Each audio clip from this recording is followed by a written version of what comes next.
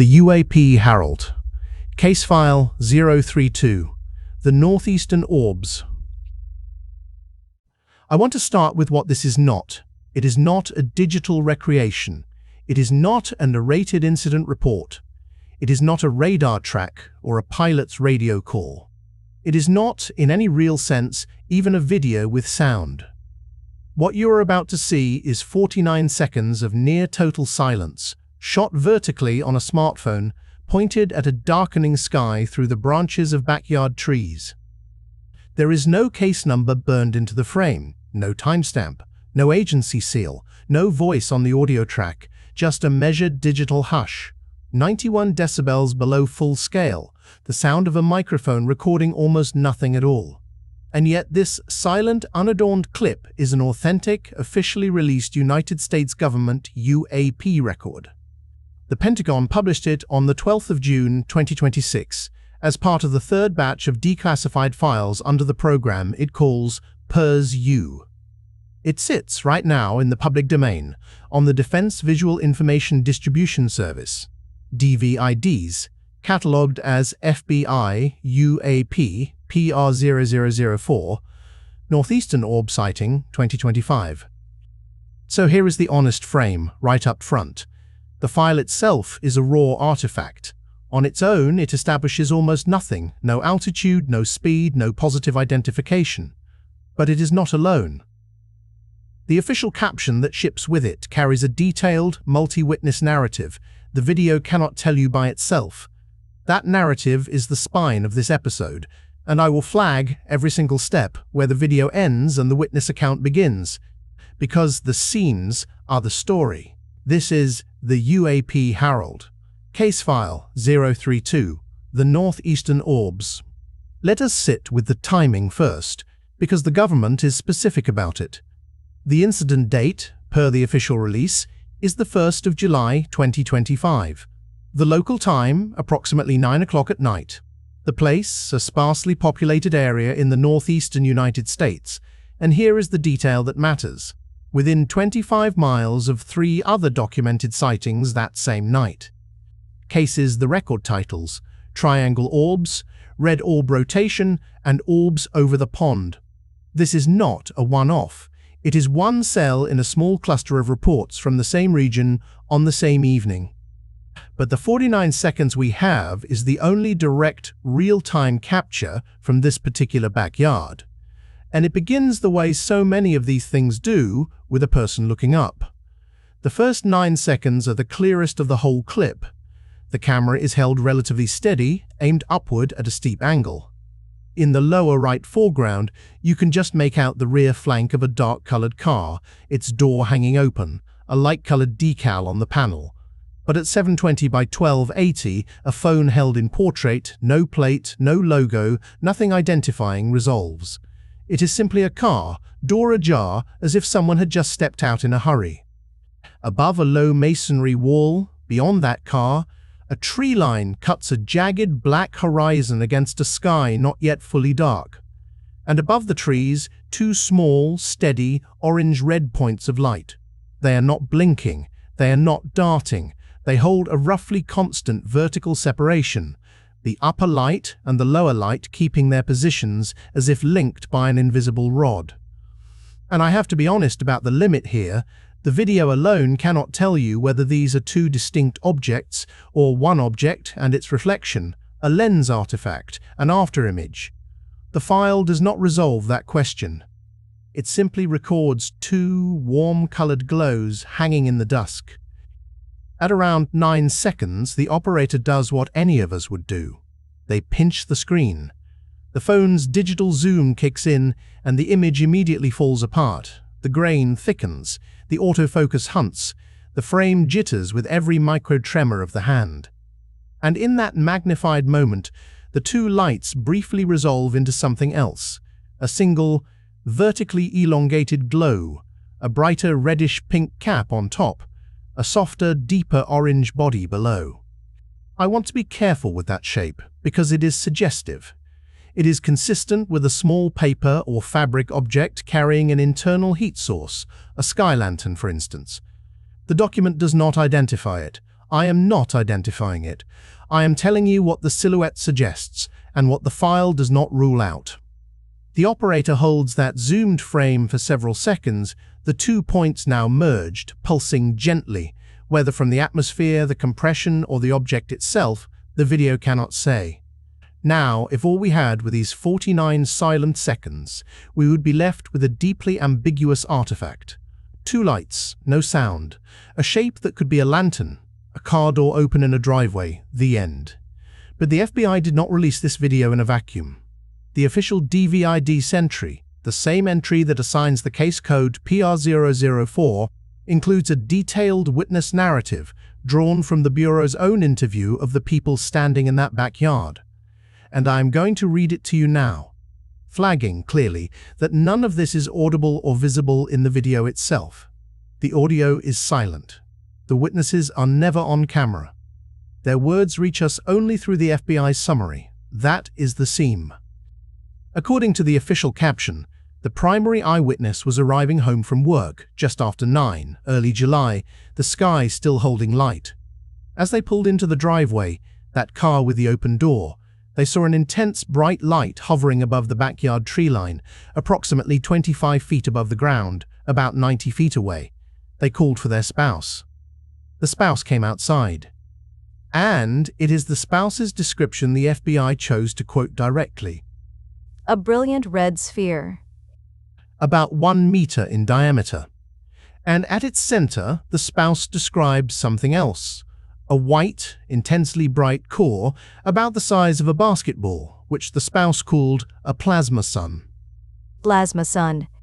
2 orbs, not 1. As they watched, the account says, a second, identical orb appeared, hovering above the first, the same vertical alignment we see in the video. Both orbs began to move, silently and smoothly, drifting westward. And the caption uses a very specific phrase for how they moved. As though flying in formation or tethered together. The witnesses watched the orbs recede. At roughly 75 yards, the 2 lights appeared to merge, becoming a single point, before moving out of sight. The whole encounter was captured on an iPhone 14 Pro Max. That phone is the camera. This video is what it recorded. And the FBI, in its assessment, deemed both witnesses credible. Hold on to that word, credible. Because notice what the Bureau did and did not do. It did not identify the objects. It did not classify the sighting as a known aircraft, a drone, a celestial body, or a hoax.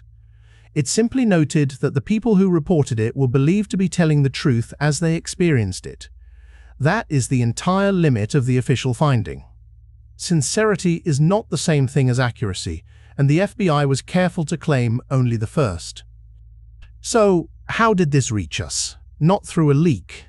Not pried loose by one researcher's FOIA request. It was pushed out, deliberately, by the United States Department of War, the Pentagon, on the 12th of June 2026, as part of a structured declassification effort. The initiative is called PURSUE, the Presidential Unsealing and Reporting System for UAP encounters. It began on the 8th of May 2026 under the Trump administration, and by this, its third release, it had put 53 documents, 10 images, 6 videos, and 3 NASA audio recordings into the public domain, sourced across the CIA, the FBI, NASA, and the Department of Defense. 53 documents, 10 images, 6 videos, 3 NASA audio recordings, released June 12, 2026. This is not a single office's leaky drawer. It is an institutional, multi-bureau unsealing. And the news coverage at the time, CBS News, The Washington Times, Newsweek, the Norwalk Daily Voice, all treated the release as significant. But they also noted, uniformly, what was missing: no official explanation, no identification of the lights. The question of what those 2 people saw remained, in the official record, unanswered. Now let us look at the file itself. Not the lights, not the witness account, but the digital artifact the FBI chose to release. Because a document is more than its content. It is also its format, its naming, its silence, its bareness. And this file is almost aggressively bare. The file name is the only provenance marker the video carries. There is no case number in the frame, no seal, no timestamp overlay, no GPS, no classification banner. The file, as released, is a naked video, 720 by 1280, vertical, 49.375 seconds long, and sit with that duration because it is a forensic detail, 49.375, not a clean 45 or 50. That is exactly what a raw phone recording looks like when it is stopped mid-moment, not trimmed to a neat length for presentation. The file was not edited for narrative shape. It ends with the lens obstructed, and that is simply where the recording ends. The audio is a piece of evidence in itself. The analysis measured a mean and maximum volume of 91 decibels below full scale, effectively digital silence, not muted, not redacted, not bleeped, simply silent at the source. When an automatic speech-to-text pass was run against it, the only tokens it produced were 2 instances of the word "you," a well-known hallucination pattern of the model on near-total silence. This is not a track from which speech was removed. It is a track on which no speech was ever recorded. The witness did not narrate, they just held the phone up. And that silence tells you the account you heard a moment ago lives entirely outside this frame. And the chain of custody, as far as we can trace it, is clean. The original file we analyzed runs at just over 4 megabits per second, a typical high-quality smartphone recording. When the Pentagon later released a so-called high-res version in its official bundle, that copy turned out to be lower quality, full high definition on paper, but letterboxed, and encoded at a lower bitrate. In other words, the version the FBI catalogued and pushed to DVIDs is the better copy, most likely the direct witness original, not a recompressed derivative. And DVIDs itself is telling. The Defense Visual Information Distribution Service is the Department of Defense's own public media hub, the same channel that normally carries training footage and humanitarian mission imagery.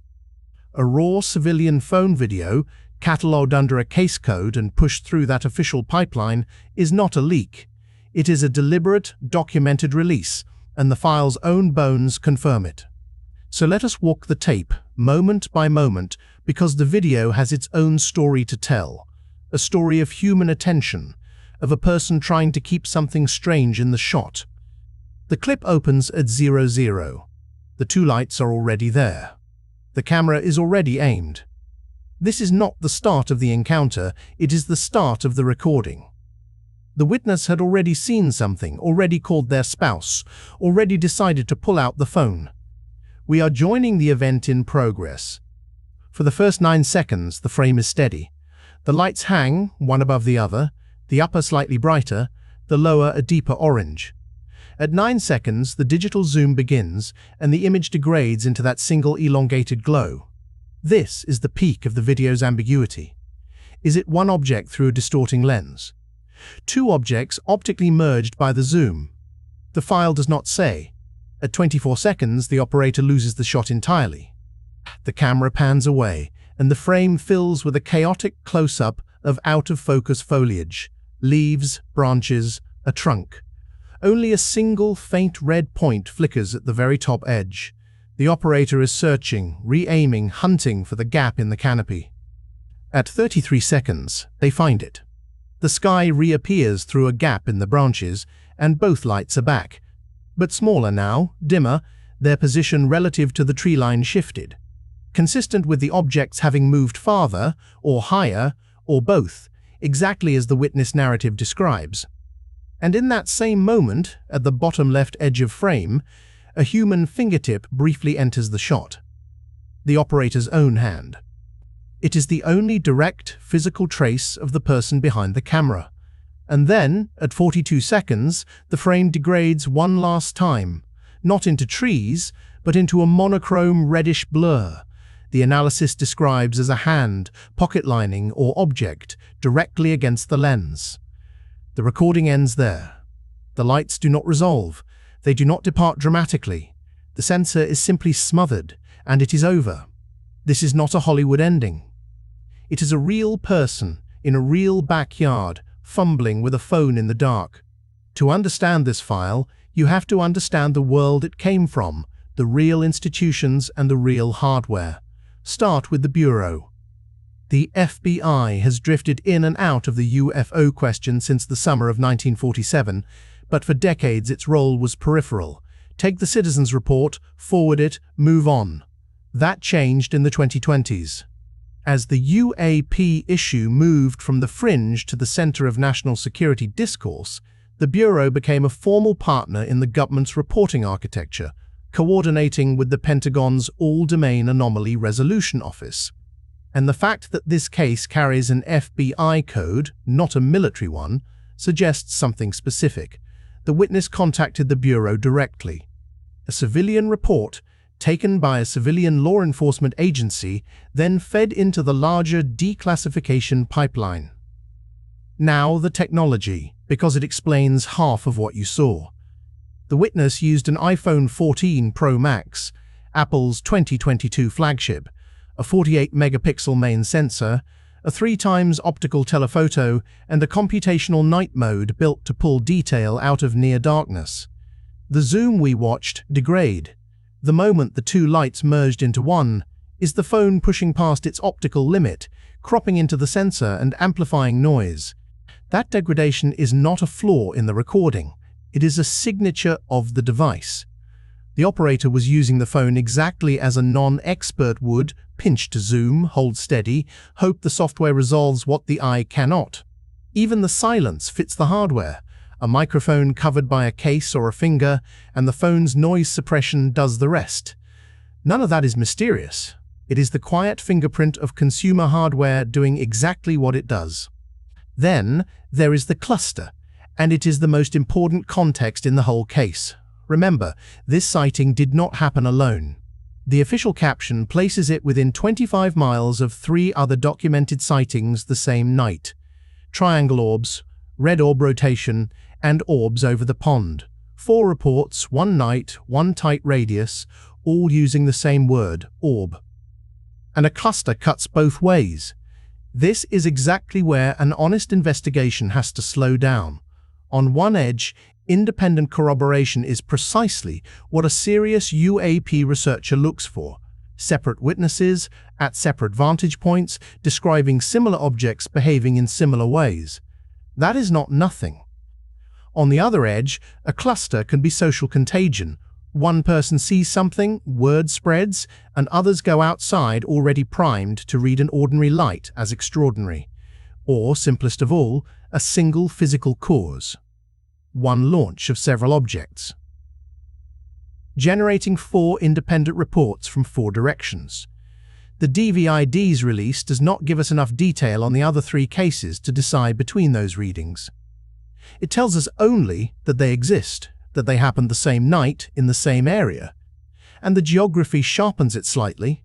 The outlet that covered this most closely was the Norwalk Daily Voice, a hyperlocal paper serving Fairfield County, Connecticut.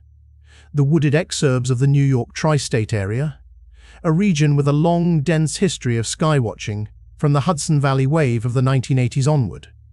A place dark enough to see things and primed to notice them. Which brings us to the deflationary pass. And it is not a courtesy, it is the core of the method. So let me hand the floor to the skeptic, because on this case the skeptic has a genuinely strong hand. Start with the video. 2 steady, warm-colored lights holding a fixed vertical separation seen through tree cover at dusk. That is a textbook description of a sky lantern, a small paper hot air balloon lifted by a flame. The elongated glow at 12 seconds, brighter cap over softer body, is precisely the thermal signature you would expect. The flame heating the air, the top of the envelope glowing hottest. The plasma sun the spouse described, a bright white core the size of a basketball, is the fuel cell, burning at the center of a meter-wide paper sphere. The silent, smooth westward drift, the apparent merge as they recede, and the 2 lights blend into one. All of it fits a pair of lanterns on the evening air. And look at the date.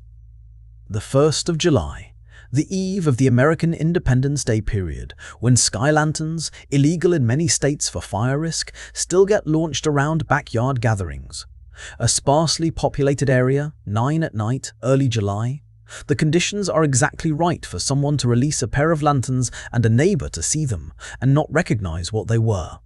As for the cluster, 4 sightings could just be 4 vantage points on the same launch. And notice what the government itself did not do. It did not identify the objects, and it did not call this a genuine unknown. The release is a data dump, not an endorsement.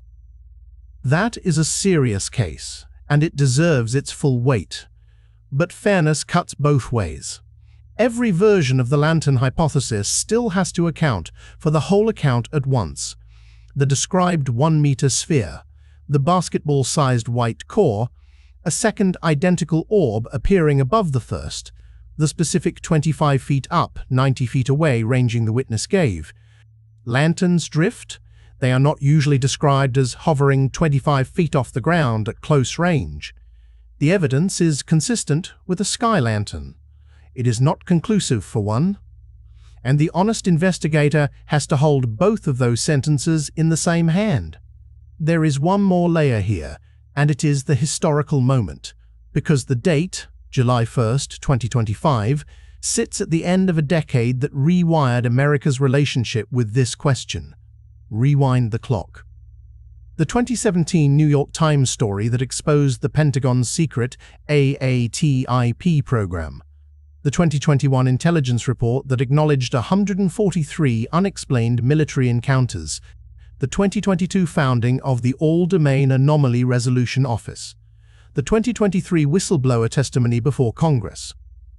By 2025, the stigma that once attached to reporting a strange light had been substantially eroded, replaced by an official message: if you see something, say something. The government wanted the reports.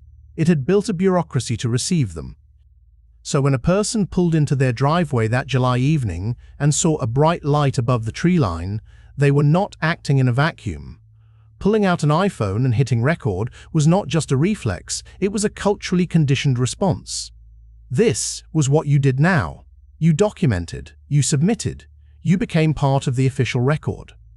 And a year later, the government did not bury it in a FOIA backlog. It put it on DVIDs with a caption alongside CIA documents and NASA audio for the world to see. That decision, in that moment, is itself a piece of evidence.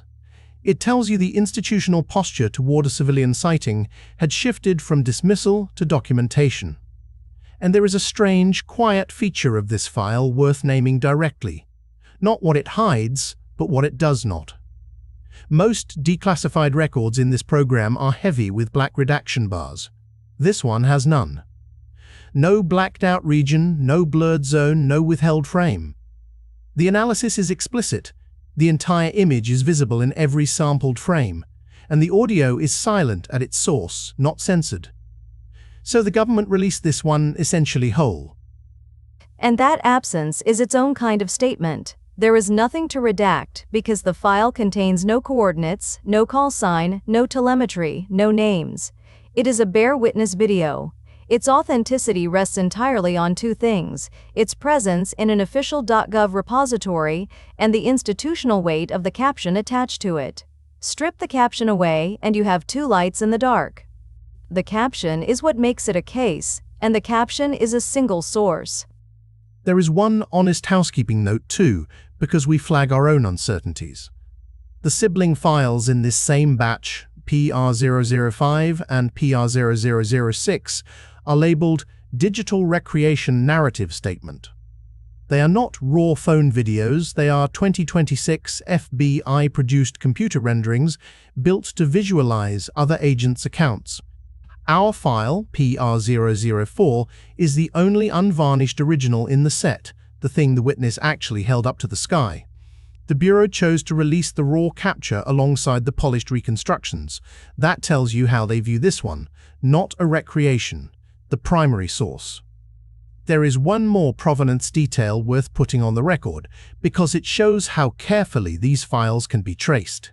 When the official war.gov release 3 video bundle was later ingested, this case's copy was matched to the original, not by its file name and not by its size, but by its exact runtime, identical to the millisecond. That is how you confirm that two files are the same underlying recording. And the case code itself carries a hint of structure. The PR prefix sits in a numbered series, PR004, then 5, then 6, the raw capture first, the reconstructions after. The numbering suggests a deliberate grouping. A bureau that wanted the original and its recreations filed side by side, in order, so that anyone who opened the drawer would see both. So let us lay out the record, in order, from the independent, web-verified sources, and then draw the honest ledger. July 1st, 2025, approximately 9 p.m. A primary eyewitness arrives home from work in a sparsely populated area of the northeastern United States. They observe an intense bright light hovering about 25 feet up, 90 feet away, near a backyard tree line. They call their spouse, who describes a brilliant red sphere, 1 meter across, with a white plasma sun core the size of a basketball. A second, identical orb appears above the first. Both move silently westward in formation and appear to merge at 75 yards before vanishing. The event is recorded on an iPhone 14 Pro Max. The FBI later interviews both witnesses and assesses them as credible. May 8, 2026, the PURSU initiative launches. June 12, 2026, the Pentagon publishes the third batch, 53 documents, 10 images, 6 videos, 3 NASA audio recordings, and among the videos is FBI, UAP, PR0004, uploaded to DVIDs with a witness caption. CBS News, The Washington Times, Newsweek, and the Norwalk Daily Voice all report the release. So here is what we know. We know this is a genuine, officially released FBI UAP record, catalogued by DVIDs and published by the Pentagon on the 12th of June 2026, corroborated by multiple independent outlets. We know the underlying incident is dated the 1st of July 2025 in the northeastern US, within 25 miles of 3 other sightings that night. We know it was recorded on an iPhone 14 Pro Max, and that the FBI interviewed both witnesses and assessed them as credible. And we know the video itself shows 2 small, steady, orange-red lights above a tree line at dusk, holding a fixed vertical separation, with the operator actively reframing to keep them in view. And here is what we do not know. The longer list, honestly. We do not know what the 2 lights were. No official identification exists. We do not know the exact location beyond northeastern United States. There is no GPS in the file. We do not know whether the 2 lights were 2 objects or 1 object and a reflection. We do not know their altitude, size, speed, or composition. The video carries no ranging data of its own. Every number in the account comes from the witnesses, not the sensor. We do not know whether the other 3 sightings were the same objects, or whether those witnesses influenced one another. We do not know if they were sky lanterns, drones, aircraft, or something else. Consistent with a lantern, yes. Conclusive, no. And we do not know why the FBI selected this particular video with this particular narrative for this particular batch. The criteria for the PURSUE releases have not been made public. So where does that leave us? With a silent film. 49 seconds of a person in a backyard holding up a phone to something they could not explain. 2 lights. No answers. A government that chose to show us the raw footage, and a witness account that adds detail but not resolution. The FBI filed this as PR004. They attached a narrative. They assessed the witnesses as credible. And then they released it without comment into the public record. That is not an accident. That is a choice. And the choice says, here is what we have. You decide what it means. I cannot tell you what those 2 people saw on the 1st of July, 2025. I can tell you the video is real, the release is real, and the simple human question, what were those lights, remains in the official record unanswered. Unresolved is not the same word as confirmed. And that, in the end, is what this channel is for, not to sell you a mystery the evidence cannot deliver, but to show you the file, read you the words, and let the scenes show. Case File 032. The Northeastern Orbs. Every file read, every claim checked against the record. The witness narrative you heard is drawn from the FBI's official DVIDS caption, not from the video's silent audio, and it is flagged throughout as a single official source. No details were invented, no drama was added. The seams are visible. The UAP Herald, declassified, investigated, filed, a Hive production,